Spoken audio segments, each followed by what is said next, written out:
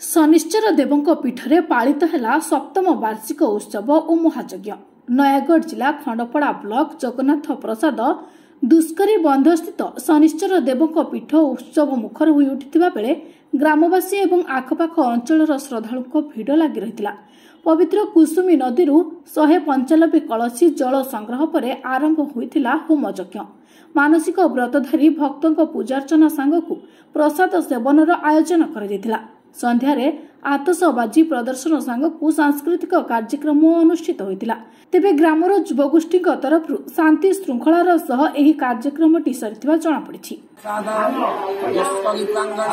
श्री श्री श्री शनिश्चर देव वार्षिक सप्तम वार्षिक यज्ञ महोत्सव पवित्र अनुष्ठित होइछि। तेणु समस्त भक्तवृंदर मंगल विधान महायज्ञ अनुष्ठित होगा। नयागढ़ सरोज कुमार साहू रिपोर्ट जे न्यूज लाइव।